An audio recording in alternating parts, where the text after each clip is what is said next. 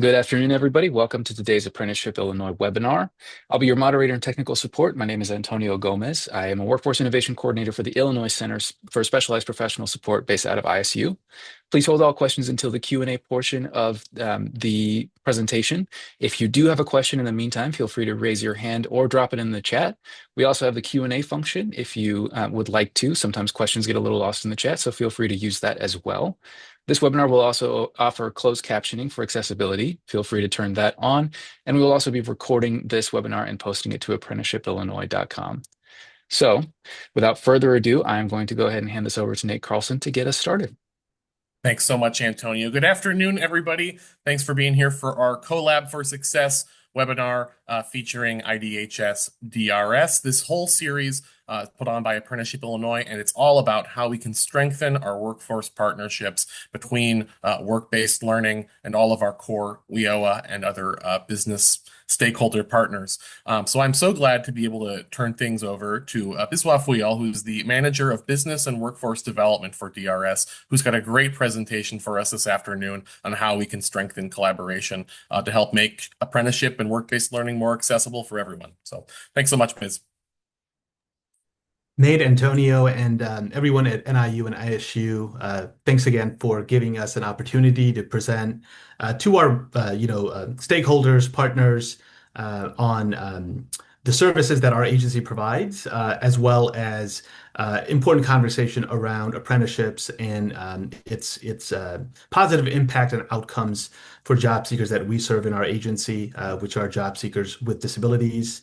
I'm glad that we're doing this to bring more insights to our workforce partners on how our collaborations with them, as well as our uniform collaboration when we engage with employers, can be impactful for our job seekers. I also appreciate that we're having this presentation across all four core titles. And you guys are obviously saving the best for first by initiating this conversation with our agency. So like I said, like Nate said, my name is Bishop, but I go by Biz. I'm sure I've interacted with most of you here on this call, and I'll have my contact information at the end. So if there's any follow-up questions or anything that we couldn't cover today, I'll be happy to answer them directly or via email.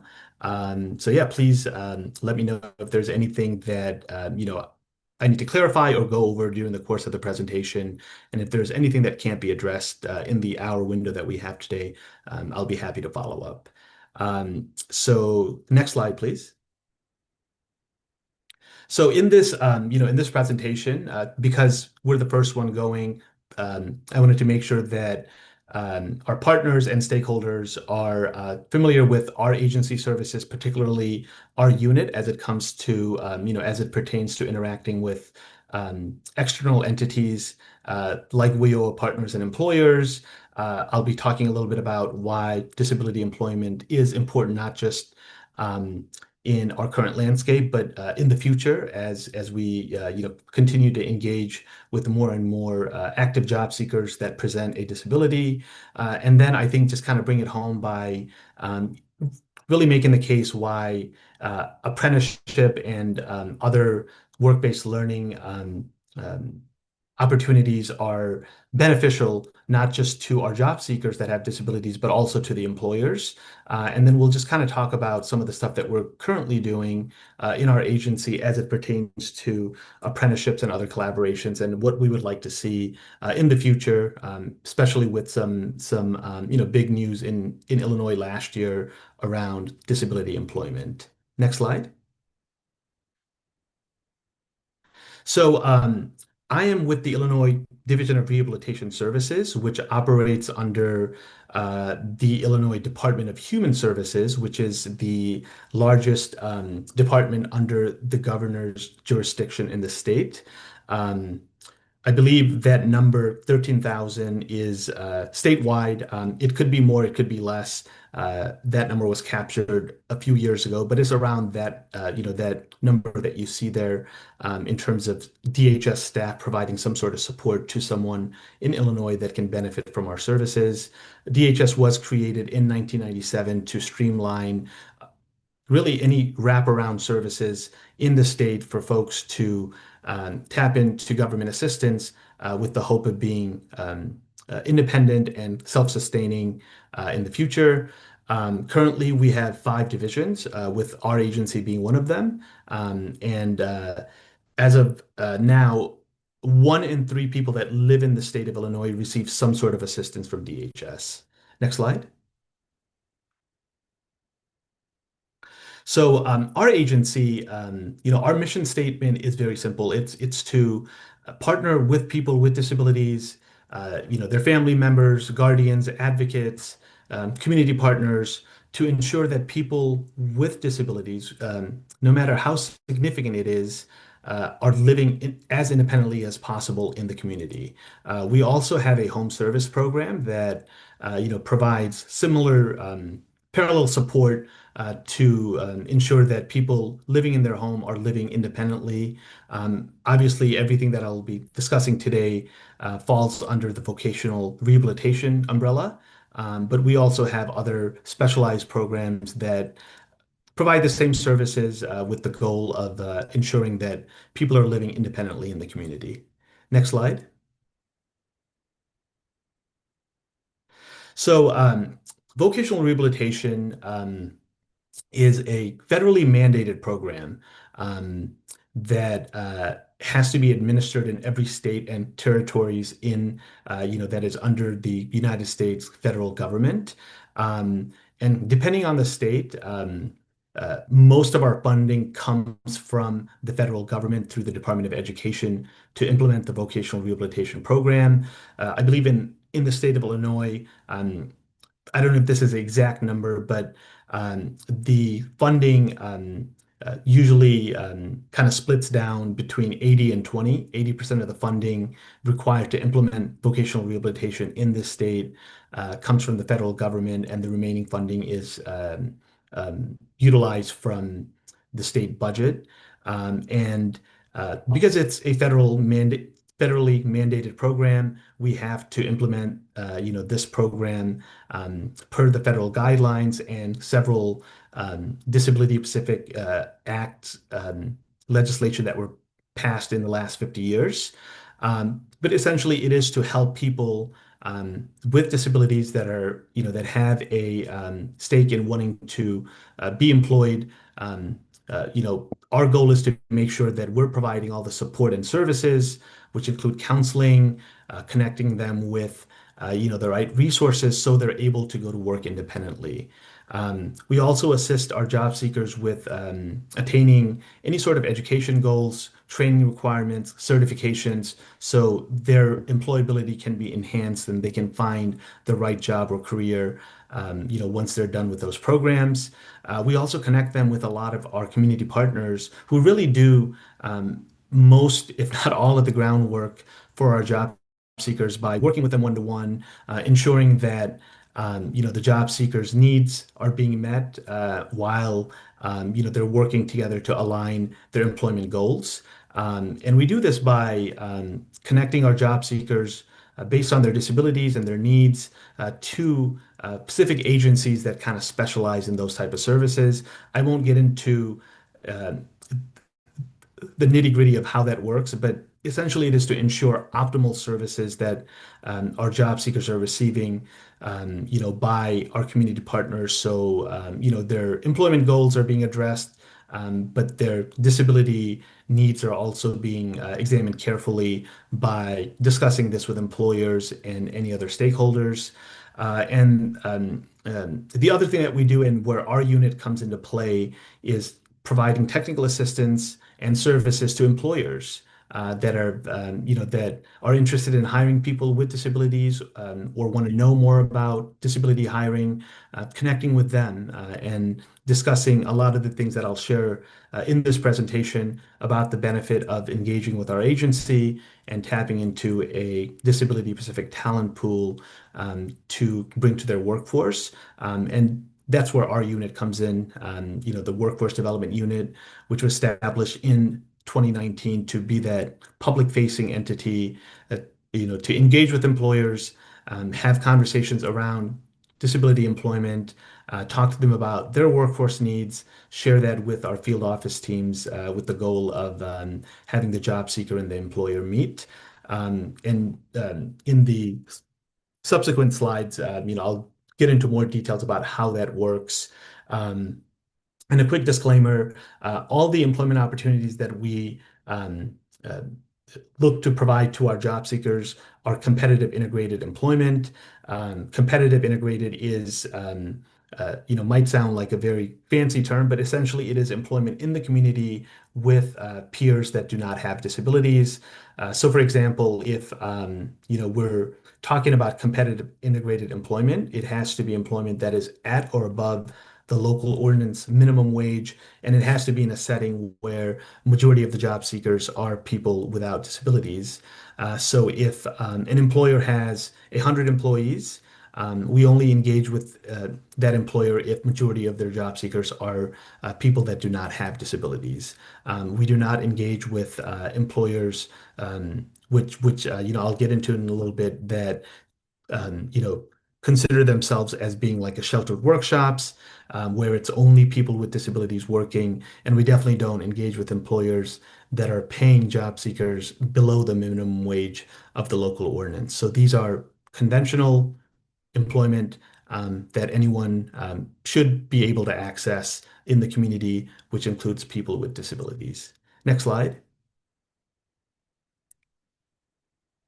So, with that being said, I think we should also um, identify what a disability is and how it kind of relates to the services that our agency provides. According to the American with Disabilities Act, disability is defined, and we use that as an anchor to really any services that we provide. And the ADA defines a disability as something that can be physical or mental, and it substantially limits at least one or more major activity in that individual's life. So this can be walking, hearing, seeing, working, or learning. And the reason why I put an asterisk there is because those are things that, a job seeker may encounter as they're working, depending on the type of occupation, depending on the environment. But um, you know, um, they may show some signs of impediment when it comes to working in the community because of their disability. There's some hindrance in them being able to work without the type of supports that they may need. And in the most recent U.S. Census, which was completed in 2020, 1 in 4 Americans reported living with a disability. And that number is very similar to Illinois. It's not significantly higher or significantly lower, but that does put into perspective, how many people in Illinois are impacted by a disability. Um, 25% is a pretty significant amount.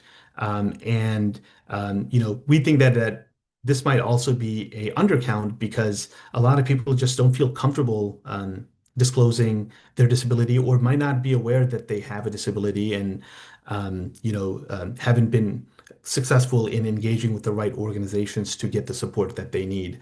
So, I personally believe, and I think there's a consensus in our community that that number could be higher. It's just they're not engaged or engaged in the type of support that they could benefit from, but also just are not familiar with disclosing their disability or how to disclose their disability, or are not aware that they might have a disability. And one unique thing about people with disabilities is that in addition to being the largest minority group in the United States now, it impacts anyone at any time. There is no gender barrier, there is no ethnicity barrier, and there's also not a time barrier, meaning, someone may have a temporary disability or might acquire a disability at any time in their life. So, I think it's good to kind of put that into context so the folks on this call today, as well as your network, are aware of the type of folks that we serve. Currently in Illinois, we're only serving 31,000 folks.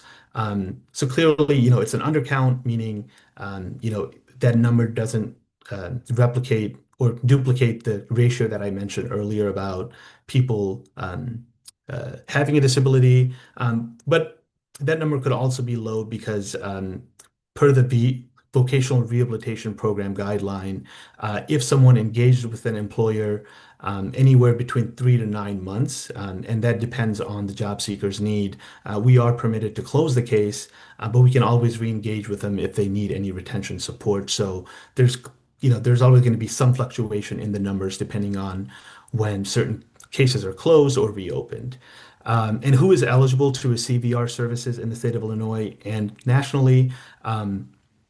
You have to be over the age of 14 and a half because it is a federal vocational program. So you have to be of working age, and there is no cap at the top. We engage with folks that are post-retirement age. But most of the people that we interact with are, considered of working age between the age of 16 to 64. They have to be authorized to work in the United States because it's a federal program. This doesn't necessarily mean that you have to be a U.S. citizen, as long as you have a green card, a employment authorization document, or some sort of legal temporary visa allowing you to stay here in the U.S. You are permitted, and as long as you're able to work, you can engage in VR services. If you are currently a recipient of SSI and SSDI, federal programs that provide assistance to people with disabilities, you automatically qualify. And if someone is unsure whether they have a disability or not, and does not have health insurance to get some sort of verification indicating that they have a disability, we still encourage people to apply. And our application link is at the end of the presentation, and we can schedule an assessment for that individual to see a psychologist or other medical provider to indicate whether the person has a disability so they can engage with us, and that's all free to that individual. And then once a determine once a disability is determined, then our field office teams, our VR counselors will connect with the job seeker to start a case and discuss their employment goals and any supports that they may need. Next slide. I'm going to take a brief pause here real quick to see if there's any questions in the chat. I know we'll get to questions towards the end of the presentation, but if there's anything that you guys see, Nate and Antonio, just let me know. I'm not seeing anything yet, but if anybody would Okay, like to cool. raise their hand and ask a question, happy to do Yeah, that. sure. Yeah, and during the course of the presentation, even if I'm not taking a pause, if anyone does raise their hand or put something in the chat, just let me know and we'll stop and address it. So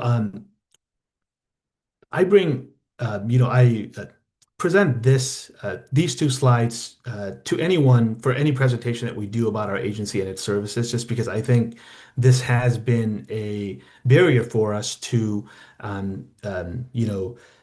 more engagement or the type of engagement that we would like to have with external stakeholders.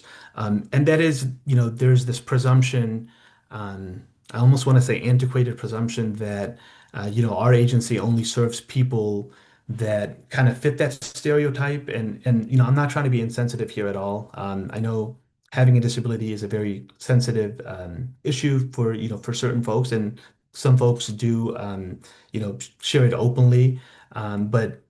Just our general consensus of um, not just employers and workforce partners, people that we interact with on a regular basis, but really communities and societies at large still have a very like um,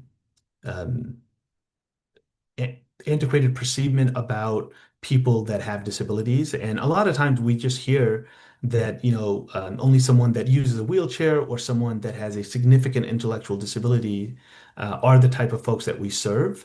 And if you go to the next slide, you'll see that it is very broad.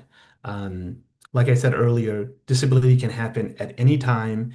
And, according per the definition provided by the American with Disabilities Act, um, as long as a disability impedes with, even if it's temporary, for someone to kind of live independently or need assistance with multiple things in their daily life, that is, a disability, and those are the type of folks that we want to serve, or we should be serving, especially if they have an employment goal and they've perceived some barriers or they've had some challenges in the past, um, navigate around navigating around that because of their disability. We encourage people to be open about any barriers that they've had in the past, um, especially as it pertains to employment, so we can ensure that we're providing the right support, or at the very least connecting them with the right resource so they're able to address that need. Um, so people with disabilities can have all types of diagnosis, can have multiple diagnosis, and as you can see here, it kind of ranges from having learning disabilities to someone just having something temporary like cancer or recovering from a stroke. So, those are all categorized as a disability, and it's, perfectly fine for someone to even connect with us and ask us whether what they perceive is a disability is something that is qualifiable by our agency. And I think more than often, if a medical provider indicates that the disability is limiting the individual from fulfilling a lot of their employment goals, then we can definitely move forward with engaging with them and providing them VR services. So I think that's one thing that I like to just kind of share with everyone on a regular basis, just to kind of bring that initial uh, misconception wall down, just to kind of inform the public and our partners that people with disabilities have varied disabilities, and because of that, they're able to come from different backgrounds and different lived experiences and contribute to an employer or any other um, collaborative. Next slide. One thing that I did want to mention from the previous slide is what we're seeing more and more of now are people presenting a invisible disability. And you guys may have heard this term before. Um, it's it's a disability that just does not seem apparent, and a lot of times, people might just assume that, just based on someone's physical appearance, they may or may not have a disability. But a lot of people that we're interacting with recently are presenting, the type of disability that might not be visible, when you first observe them, or even after, the first interaction with that individual. And those are typically centered on mental health diagnosis. And I think uh, because, the prevalence reported of having a disability is increasing, I think having a mental health diagnosis is contributing to that.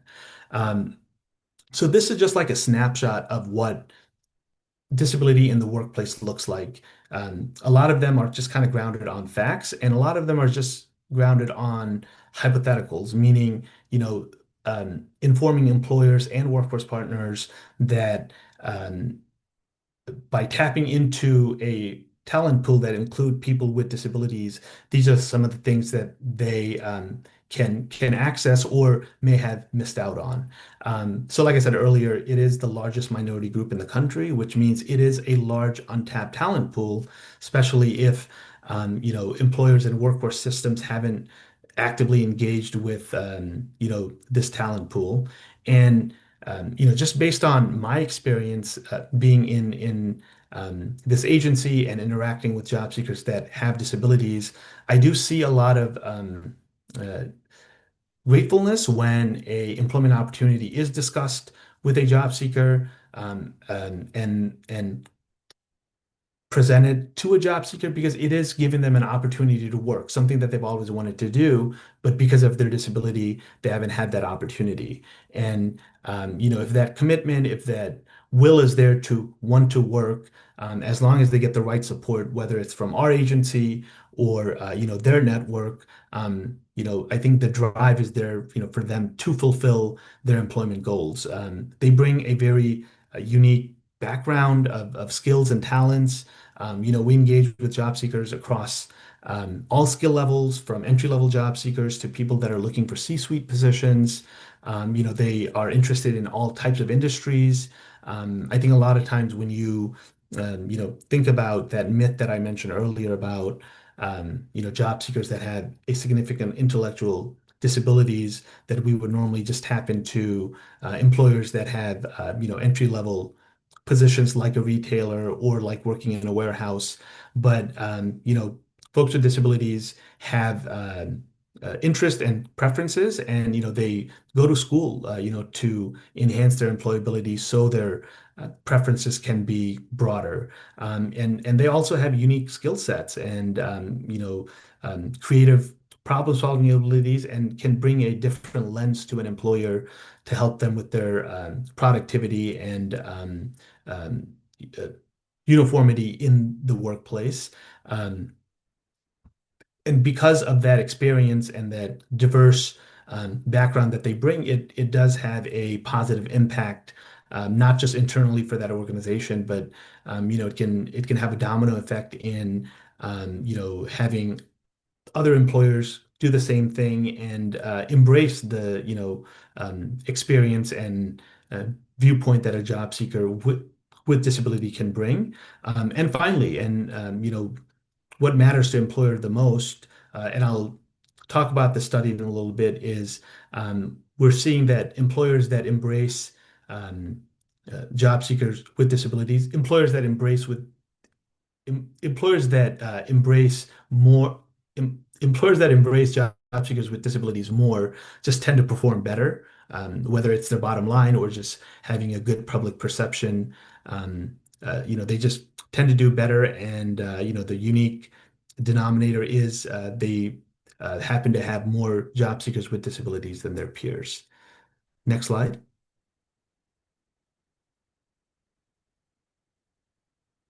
So, why is disability employment important? The number that you guys see in the presentation, in the slide deck, the unemployment rate, clearly, the unemployment rate for people without a disability is two times less than people with a disability. And you might think, well, that's not that big of a deal, especially with the amount of support that people with disabilities may need, or their lack of participation in the labor market. But that's exactly you know what the caveat is. Even though that number doesn't represent like a significant gap, if I were to share with you the labor participation for people with disabilities and without disabilities, it's significantly higher. So right now, people with a disability, only 25% of them are engaging or participating in the labor workforce. So these are folks between the age of 16 and 64. Only 25% of people with disabilities are actively participating in the labor force. People without a disability, it's 65%. So, that's a significant gap. And it is because historically, people with disabilities have been told, especially when they're young, that, they're probably not going to work, or if they do work, it'll be in a very, um, um, you know, unique setting where they're not getting paid at a competitive wage, or they're only working with people that have disabilities. And I think what we also want to do is not just change that unemployment rate number, but also increase the labor participation force number for people with disabilities. Because, I think a lot of them just assume that um, based on what they've been told and the lack of support that they've been given, that they won't work, and they choose to rely on government assistance to help them live independently. And I think that's one of the things that we want to change.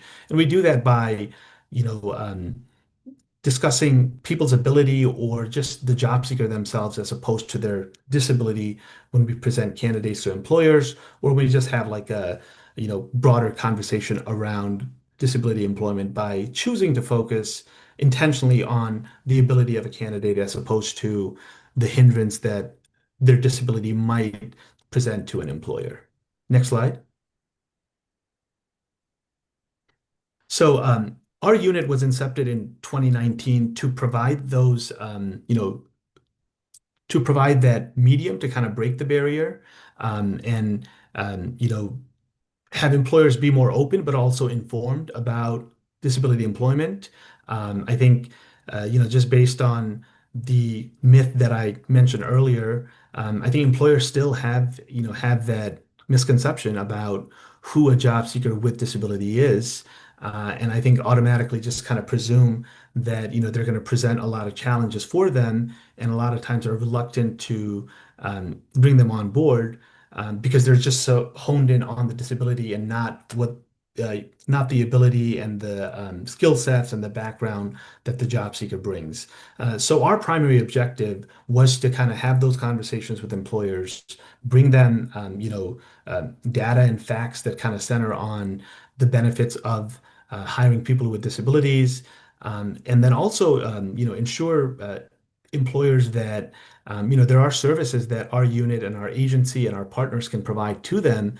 So any uncertainty, any doubts about bringing in a candidate with a disability are dispelled, and they feel more comfortable moving forward in being proactive about hiring people with disabilities. And in return, we also provide services to our job seekers, to ensure that they are job ready, that they do have the skill sets and the qualifications, to pursue a employment opportunity or a career opportunity that they're interested in, and provide the tools and the support, whether it's through us or our community partners, to ensure that they, have everything they need so they can start working and being independent. Um, we also, collaborate a lot with our WIOA partners, to present to them the same information that we would present to an employer. Um, I personally think that until we get our workforce partners to kind of, buy into our mission, but also acknowledge the misconception that I mentioned earlier, that job seekers with disabilities are very broad, and if given the right support and consultation with an employer, they are able to excel. So until we get that buy-in from our WIOA partners and collaborators, I can't necessarily see us being successful with employers, which is very important for us to move our agenda forward. And that's why it's crucial for our partners to also really just understand, the same viewpoint that we have around disability employment, and ensure the employers and them that anytime there's any questions or support needed, centered on disability employment, our agency and our unit, is here to answer them, and make sure that employers and our workforce partners are comfortable, having that conversation. Our workforce partners are comfortable having conversations with employers around disability employment. So, you can see here in this slide that, our unit kind of serves as that bridge between employers and job seekers. We do inform both sides that, we cannot guarantee anything, because these are competitive employment opportunities. These aren't we don't go and engage with an employer with the intention that they'll partner with us for altruistic reason, because it is good for them to provide employment opportunities to people with disabilities. We engage with them to just have serious conversations to address their workforce needs, and how uh, the job seekers that we serve are able to help them. Next slide. So these are some of the support and services that we provide to employers. It starts with employment, recruiting, retention, anything else that can give the employer extra assurance about a candidate that is referred to their organization. Our team usually leads that conversation by letting the employer know that in addition to the job seeker, you have someone else to kind of rely on. If there's any questions about, someone having a challenges coming to work, or any other intangibles that could be a concern for employers, we let them know, at least for that first 3 months or even up to 9 months, we have ongoing support. So if they're unsure about anything, they can still contact us. And if once a case is closed and a job seeker has been successfully employed for 3 months and we feel like no support is needed, we'll close out the case. But in the future, if there is some support that's needed based on a job seeker's disability, they can always open their case. We provide retention services too. We also provide a lot of consultation around accommodations. We do have several teams in Chicago and Springfield that will go out and meet with an employer to provide recommendations on any accommodations or worksite assessments that the employer may need. So the employee can perform better and the productivity of the employer increases. We also provide disability awareness trainings, trainings that are kind of centered on EEOC and ADA laws as it pertains to people with disabilities.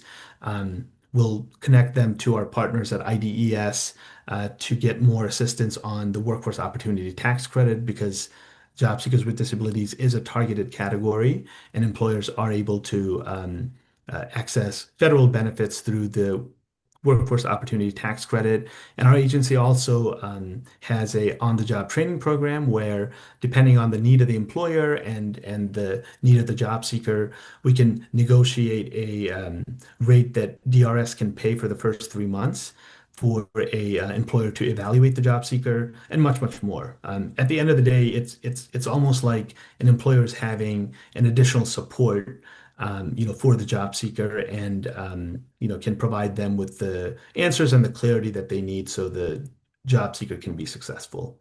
Next slide. Um,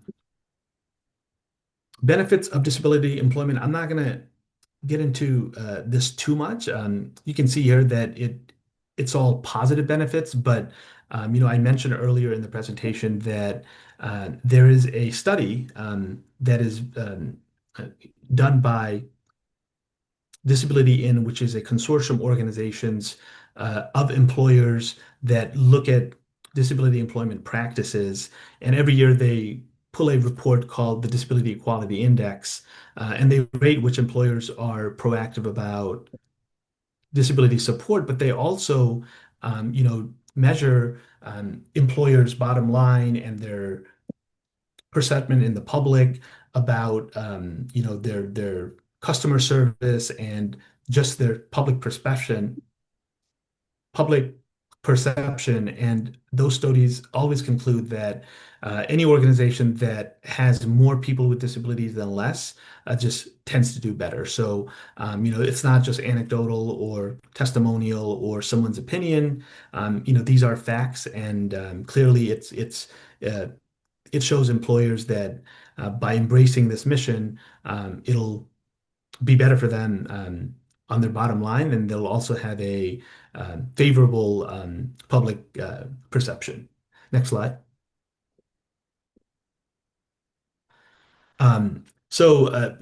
Where we can also kind of leverage our partnership with the WEO partners is, providing them the same sort of training or awareness that we would, with employers, by encouraging them to, have any employers that reach out to them. No, if you please stop.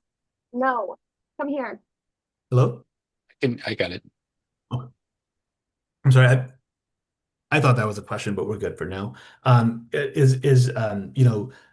In addition to collaborating with employers, we take the same message when we collaborate with workforce partners by encouraging them to have employers reach out to us, even if they don't have an interest or they've had no history of engaging with VR agencies or agencies that provide services to job seekers with disabilities.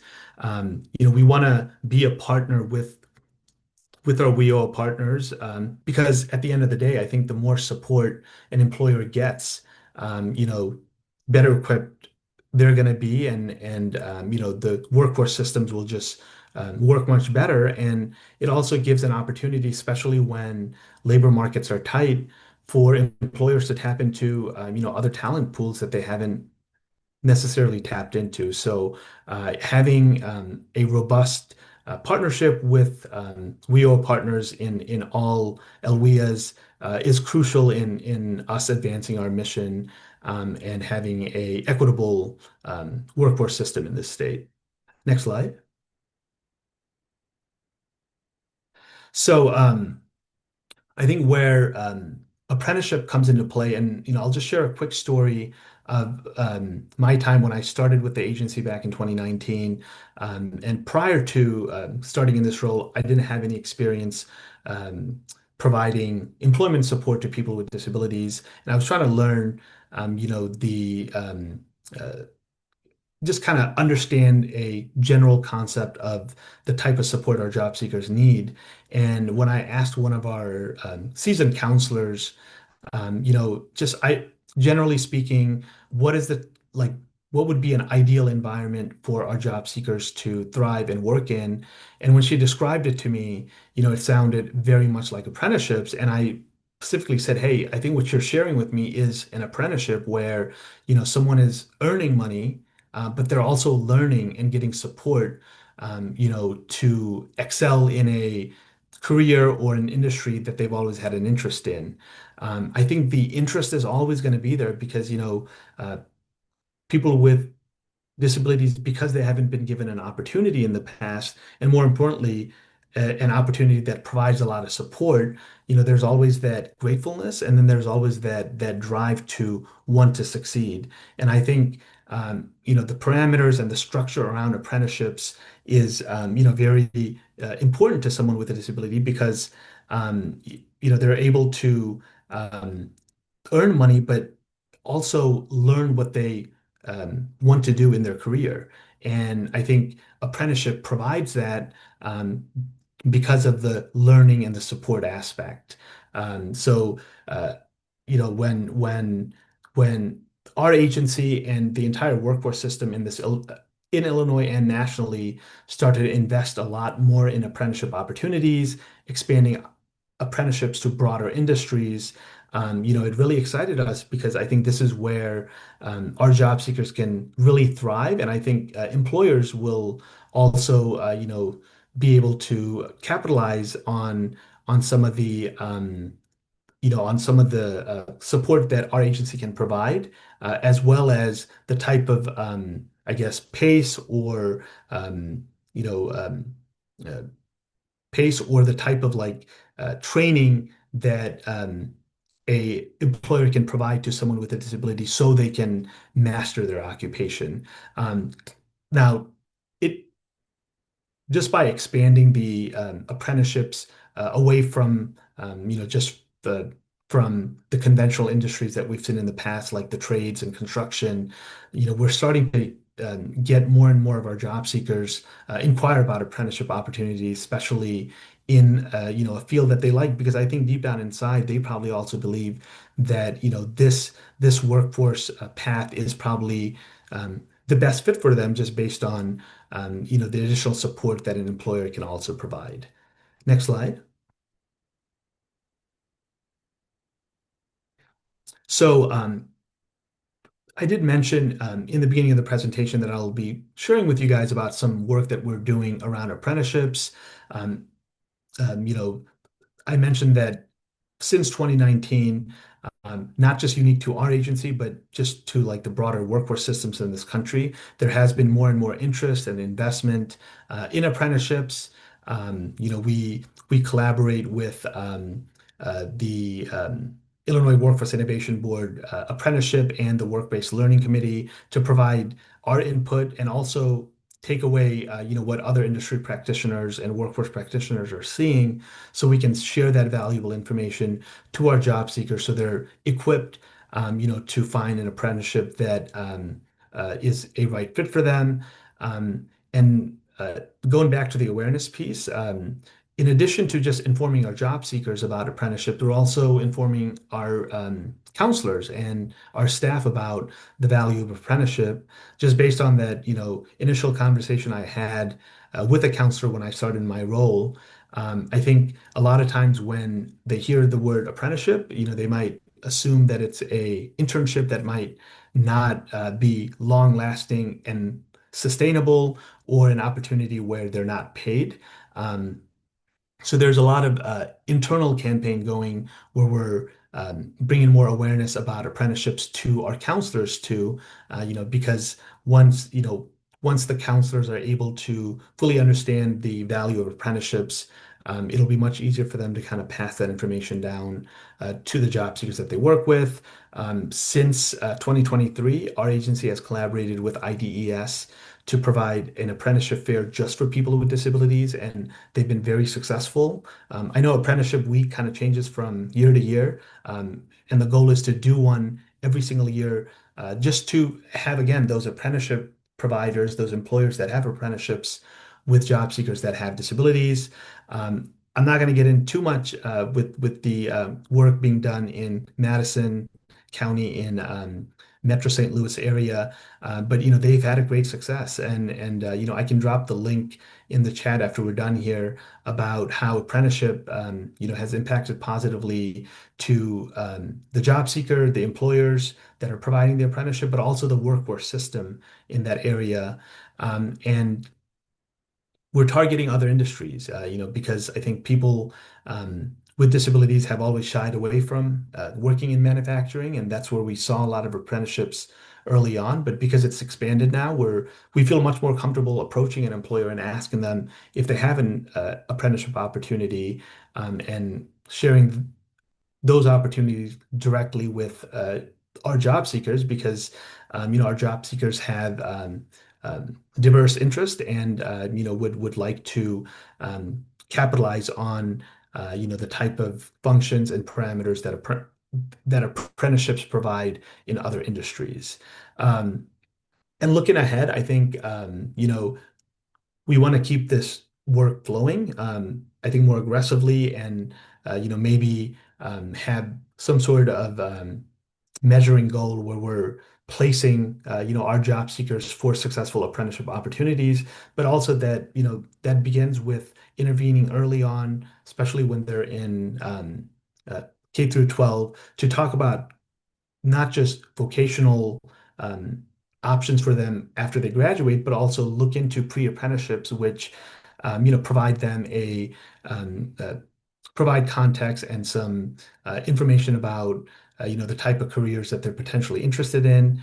I think what we saw in Madison County in Illinois, we want to replicate in other parts of the state, because there are employers and there are workforce systems that I believe have the resources, to replicate something similar to Madison County. I think it's just willpower to make sure that we can make that possible. We also ask a lot of employers that we engage with that may not have an apprenticeship to look at apprenticeship opportunities, because I think I'm preaching to the choir here. I think we can let employers know that if they pursue apprenticeships in their organizations, they're more likely to bring in reliable candidates, collaborate more with technical schools, community colleges in the state to pipeline candidates that work that are engaged with our agency to see what apprenticeship opportunities are available, what type of training are available, so they can start working towards their career goal. And the legislation that I mentioned earlier in the presentation, which is the Dignity and Pay Act, which was signed this year, last February in Illinois, eliminates sheltered workshops and non-competitive wages in the state of Illinois. Illinois is one of 19 states to eliminate that type of workforce program. And I think the legislation was signed last year, and they've given us a 4-year plan to kind of phase out those sheltered workshops and transition those job seekers from a non-competitive, non-integrated setting to a competitive integrated setting. And I think apprenticeships will have a big play in that, just based on how they're designed, and the type of support that they provide to someone, especially if they're working in the community for the first time. Next slide. And these are some resources that are for job seekers, employers, workforce partners, that are centered on disability employment. I can share a few more information that I mentioned during the presentation that I don't have here in a follow-up email to the Illinois State and NIU team so they can include those links in any follow-up that they share with everyone attending here today. So with that being said, I know we have some time for questions. Hopefully, we'll be able to address them. But if not, um, uh, if we're limited on time, then my contact information is there, and you can reach out to me anytime about anything, and I'd be happy to answer it via email or just set up a virtual call to connect. Biz, thank you so much for your leadership at the state level with the IWIB and for presenting to our partners here today.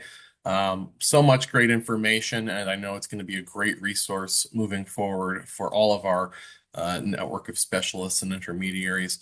If you've got questions for Biz, please drop them in the chat or feel free to come off mute at this time, and we'll give that about 30 seconds, and if not, I'll give some time back.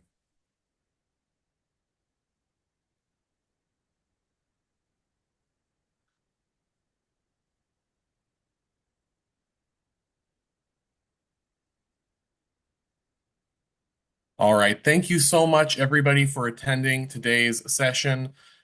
We're so grateful for these partnerships, and I hope that you take the information from today and use it to go create some accessible work-based learning opportunities that will help Illinois employers and career seekers.